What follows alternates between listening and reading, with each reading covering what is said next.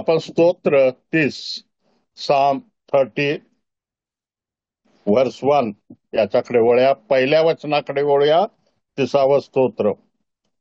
हे परमेश्वरा, मी तुझी थोरवी गाईन, कारण तू माझा उद्धार केला आहेस.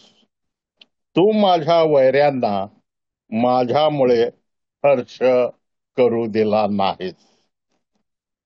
या स्तोत्राचं शीर्षक जर आपण पाहिलं तर त्या ठिकाणी म्हटलेलं आहे, मृत्यूपासून झालेल्या बचावाबद्दल उपकार स्तुती.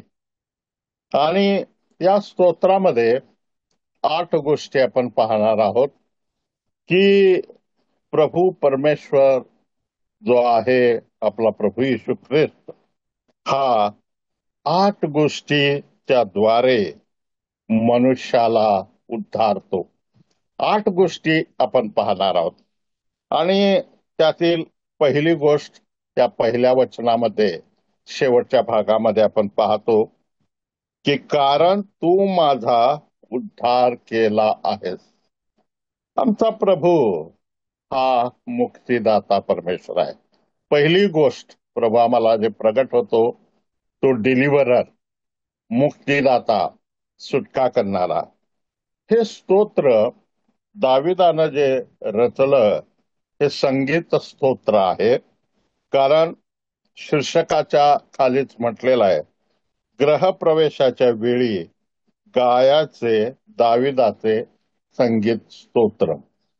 आणि आपण 2 शमूएल याच्या 7व्या अध्यायामध्ये ज्या वेळेला जातो, 2 शमूएल याचा 7वा अध्याय आणि पहिल्या वचनामध्ये आपण पाहतो, 2 सॅम्युएल चॅप्टर 7 and verse 1. राजा आपल्या मंदिरात राहू लागला आणि परमेश्वराने त्याला त्याच्या चोहोकडल्या शत्रूंपासून विसावा दिला. दावीद राजा हा आपल्या राजमंदिरामध्ये बांधल्यानंतर त्या ठिकाणी तो राहू लागला आणि त्या ग्रहप्रवेशाच्या वेळेला त्यानं हे गीत रचलेलं आहे, संगीत स्तोत्र रचलेलं आहे. आणि त्याला त्याच्या चोहोकडल्या शत्रूपासून विसावा दिलेला आहे. आपण पाहतो की 30व्या स्तोत्रामध्ये पहिलं वचन, हे परमेश्वरा, मी तुझी थोरवी गाईन. का? तर तू माझा उद्धार केलाय. पहिलं गुणलक्षण आपल्या देवाचं मुक्तीदाता, डिलिव्हरर म्हणून आहे. कृपेने आपण पाहतो, दावीद अनेक स्तोत्रामध्ये म्हणतो, तू मला पापाच्या खाईतून, पापाच्या चिखलातून सोडविलेला आहे. हे आम्ही आमच्या जीवनाला लागू करून घेऊया. कारण आपण पाहतो या स्तोत्रामध्ये ज्या 8 गोष्टी आपल्या देवाबद्दल सांगितलेल्या आहेत, त्यातील पहिली गोष्ट आमचा उद्धार करताय, तो आमचा मुक्तीदाता आहे, तो आमची सुटका करणार आहे. दाविदाला सर्व वैऱ्यापासून त्यानं सुटका दिली आणि त्याला विसावा दिला. आम्हाला आमच्या देवानं सुद्धा या सर्व जे आमचे वैरी होते, सैतान आणि सैतानापासून असलेल्या ज्या गोष्टी, त्या गोष्टीपासून, त्या पापाच्या खाईतून, कारण 40व्या स्तोत्रात जर आपण केलो तर त्या पापाच्या दलदलीच्या खाचेतून त्याने आम्हाला उद्धारलेला आहे. आणि आम्हाला त्यानं आपलं मूल केलेलं आहे. आपण पाहतो योहानाचा 1 अध्याय आणि 12व्या वचनामध्ये काय पाहतो की त्या ठिकाणी आम्हाला देवाची मुले होण्याचा अधिकार त्याने दिलेला आहे, आमचा उद्धार केलेला आहे. आणि ख्रिस्ताबरोबर आम्हाला स्वर्गीय स्थानात बसविलेला आहे. आपण इफिस्करास पत्र याच्या 2ऱ्या अध्यायामध्ये आपण गेल्यानंतर त्या ठिकाणी पाहतो, हा आमचा उद्धार करता परमेश्वर, हा आमचा मुक्तीदाता परमेश्वर, त्यानं पापाच्या खाईतून आम्हाला त्याच्या कृपेनं बाहेर काढलं, त्यानं आम्हाला देवाची मुलं केलं. आणि दुसरी गोष्ट म्हणजे की त्यानं ख्रिस्ताबरोबर आम्हाला स्वर्गीय स्थानामध्ये बसवलेलं आहे. कृपेनं बसवलेलं आहे. एपिस्कलात दुसऱ्या पत्रात आपण ते वचन 6व्या किंवा 7व्या वचनामध्ये ते पाहतो. आणि म्हणून आमचा देव हा उद्धार करता आहे आणि म्हणून आम्ही त्याची थोरवी गायली पाहिजे. तो आमचा उद्धार करताय ना, आमच्या पापांची क्षमा आम्हाला केली, आम्ही पापांचा पश्चाताप केला आणि त्यानं आम्हाला क्षमा केलेला आहे. तू माझ्या वैऱ्यांना माझ्यामुळे हर्ष करू दिला नाही. माझ्या वैऱ्यांना माझ्यामुळे हर्ष काय माझ्या वैऱ्यांना माझ्यामुळे हर्ष करू दिला नाही, हर्ष करू दिला नाही, कारण तू मला उद्धारलेला आहे, तू मला मुक्तीदाता आहेस. आणि मग वैरी काय हर्ष करणार आहेत माझ्यावरती? सैतान काय हर्ष करणार आहे? आम्ही तर देवाचे मूल झालेलो आहोत. दुसरी गोष्ट आपण पाहतो आपल्या देवाच्या संदर्भामध्ये, वचन 2 वर्स 2, 30वा अध्याय, स्तोत्र आणि वचन 2.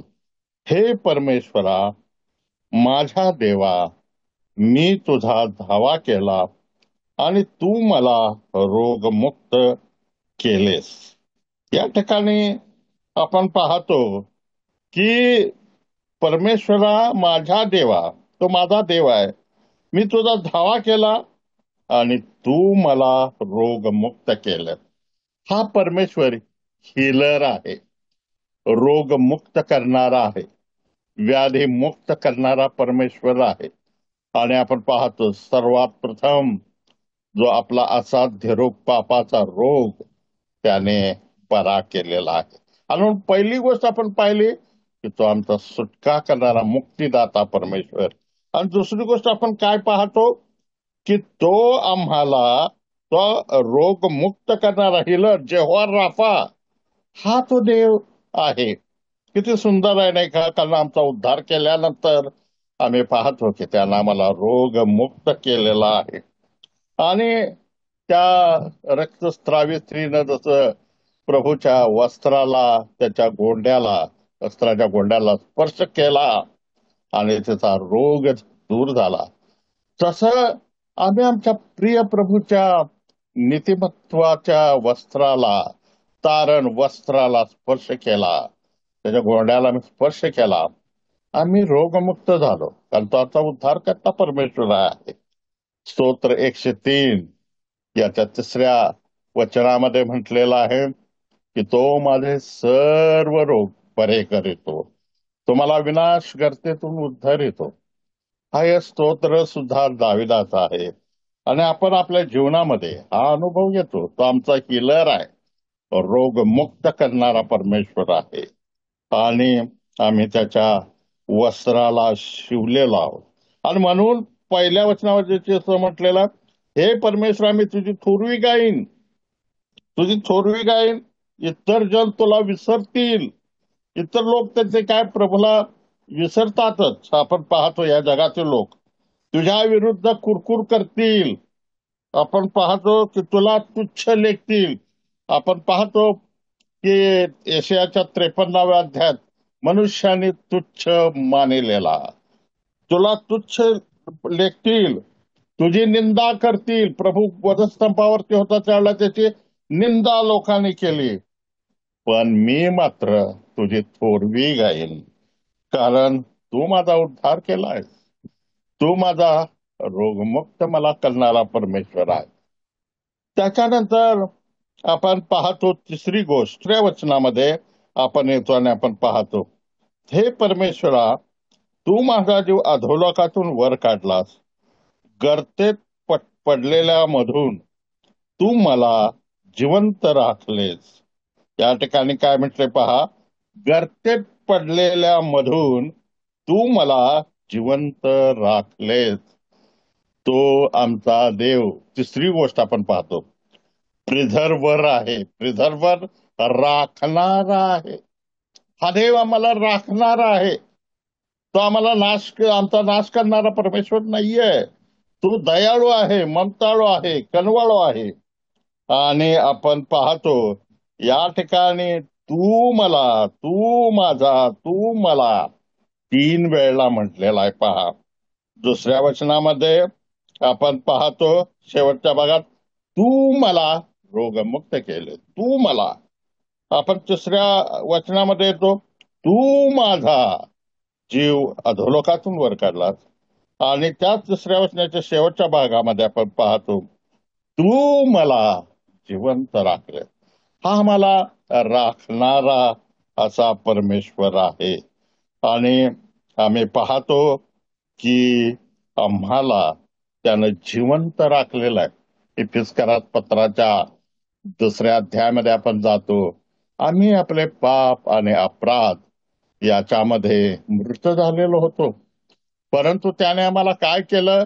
कृपेनं आम्हाला त्यातून उठविलेला आहे, आम्हाला जिवंत केलेलं आहे. पहिली गोष्ट आम्ही पाहिली तो आमचा मुक्तिदाता परमेश्वर आहे. दुसरी गोष्ट आपण पाहिली की तो आम्हाला रोगमुक्त करणार आहे. आणि तिसरी गोष्ट आपण पाहत आहोत की तो मला राखणारा परमेश्वर आहे. आपण देवाला किती धन्यवाद द्यायला पाहिजे, आम्ही त्याची पूर्वी गायली पाहिजे. आणि या ठिकाणी आपण पाहतो त्यानं आम्हाला जिवंत राखलेलं आहे, मृत आम्ही होतो. आणि म्हणून आम्ही आपल्या थोर देवाला धन्यवाद या सुंदर सकाळी दिलं पाहिजे. आणि मग 4थ्या वचनामध्ये आपण येतो आणि त्या ठिकाणी पाहतो, अहो परमेश्वराचे भक्त हो, त्याचे गुणगान गा आणि त्याच्या पावित्र्याचे स्मरण करताना त्याचा धन्यवाद करा. या ठिकाणी आमच्या देवाचं होलीनेस, पावित्र्य, हा 4था आपण गुण पाहत आहोत. पहिला मुक्तिदाता, दुसरा रोगमुक्त करणारा, तिसरा राखणारा, आणि 4थी गोष्ट तो पवित्र परमेश्वर. पावित्र्याने युक्त होऊन आम्ही त्याची आराधना केली पाहिजे आणि त्याचं स्मरण केलं पाहिजे. 4थ्या वचनाच्या सुरुवातीला म्हटलंय, अहो परमेश्वराचे भक्त हो. काय म्हटलेलं आहे? परमेश्वराचे भक्त. भक्त या शब्द इंग्रजी बायबलमध्ये त्या ठिकाणी सेंट्स हा शब्द वापरलेला आहे. पौल काय म्हणतो माहित आहे की आम्हाला प्रत्येक विश्वासणाऱ्याला की काय म्हणतो की अहो संतजन, तुम्ही पवित्र केलेले आहात, तुम्ही संतजन आहात. आणि भक्त म्हणजे संतजन. काय देवानं आम्हाला उपाधी दिलेली आहे पहा, आम्हाला संतजनाचं तो गणतो.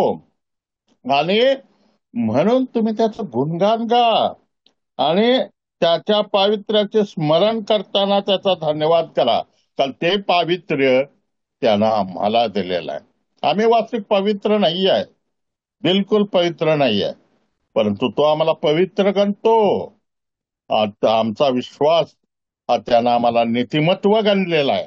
गणलेला आहे म्हणजे रेकंड, की आम्ही वास्तविक नाही आहे, पण त्यानं प्रभू येशू ख्रिस्ताच्या रक्ताच्या द्वारे आम्हाला तसं गणलं गेलेलं आहे आणि त्याचं पावित्र्य आम्हाला दिलेलं आहे.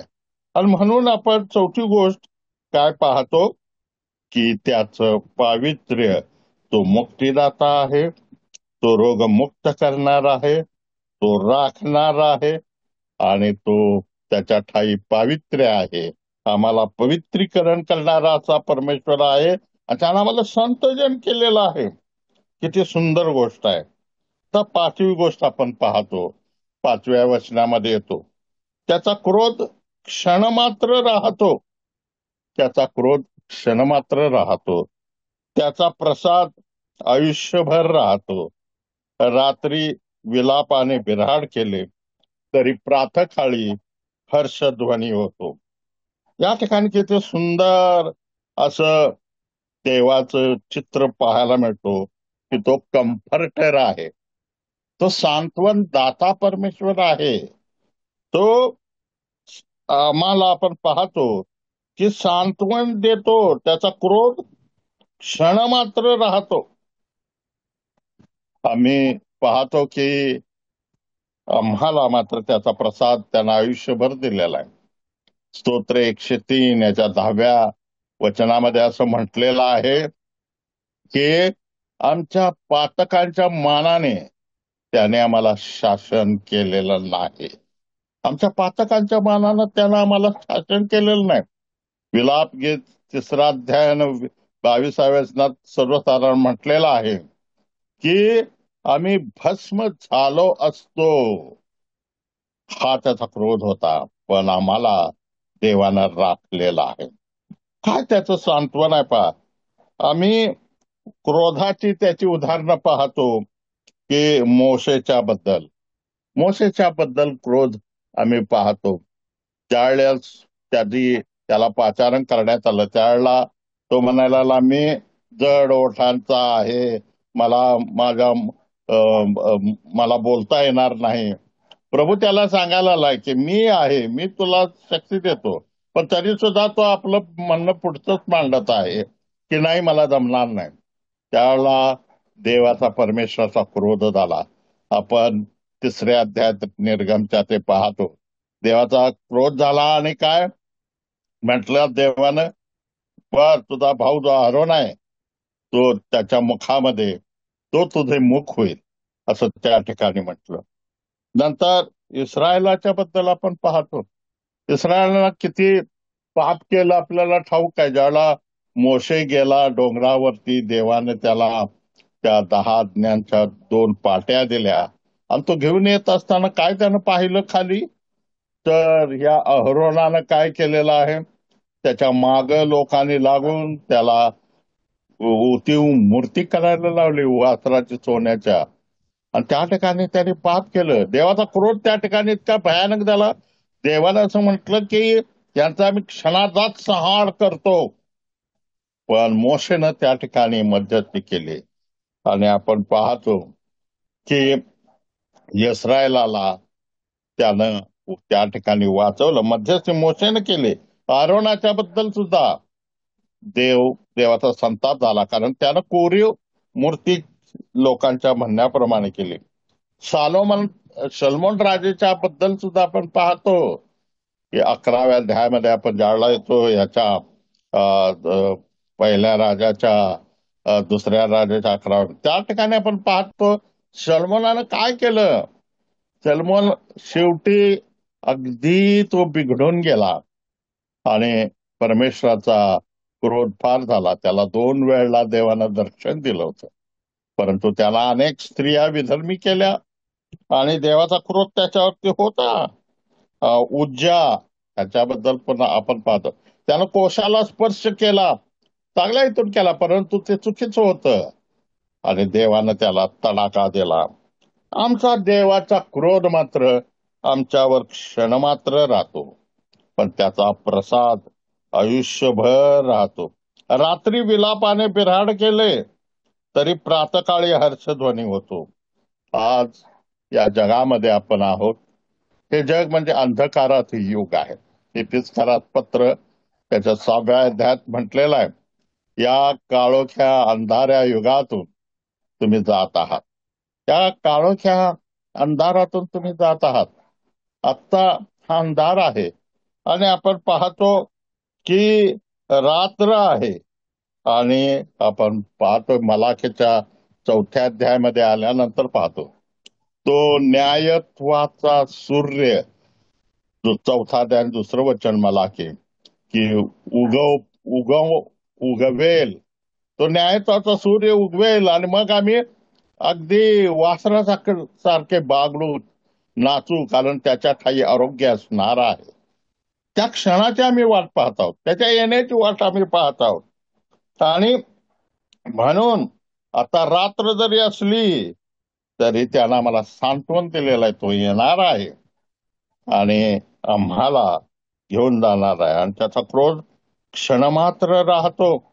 मोशे, इस्रायल, आरोन, सलमोन, उज्जा हे पहा, आणि आपण कुठे आहोत, आपण कुठे आहोत.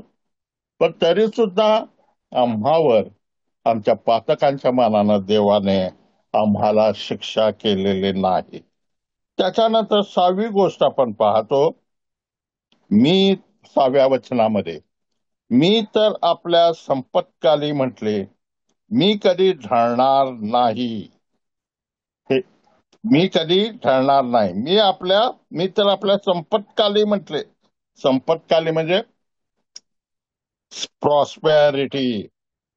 देव जो आहे तो प्रोव्हायडर आहे. सहावा, पुरवठा करणारा परमेश्वर आहे. पहिली गोष्ट आपण पाहिली तो मुक्तीदाता आहे. दुसरी गोष्ट आपण पाहिली की तो रोगमुक्त करणारा आहे. तिसरी गोष्ट आपण पाहिली की तो आम्हाला राखणारा आहे जिवंत. चौथी गोष्ट आपण पाहिली की तो आम्हाला पवित्रीकरण करणारा परमेश्वर आहे. पाचवी गोष्ट आपण पाहिली की तो आमचा सांत्वन करताय. आणि सहावी गोष्ट आपण पाहत आहोत की तो आम्हाला सर्व देणारा असा परमेश्वर आहे. आणि म्हणून मी कधी ठरणार नाही. सातवी गोष्ट आपण पाहतो 7व्या वचनात, हे परमेश्वरा तू प्रसन्न होऊन माझा पर्वत खंबीर केलास. तो प्रोटेक्टर आहे, आमचा संरक्षण करता आहे. 8वी गोष्ट शेवटी 11 वचन, तू माझा विलाप तू दूर करून मला नाचायला लावलाय. तू माझे गोंताक काढून मला हर्षरूपी वस्त्र नेसवलंय. तो आमचा सहाय्य करणारा परमेश्वर आहे. म्हणून 12व्या वचनात म्हटलंय, माझ्या आत्माने तुझे गुणगान गावे, गप्प राहू नये. आणि म्हणून आम्ही त्याचं गुणगान गायलं पाहिजे.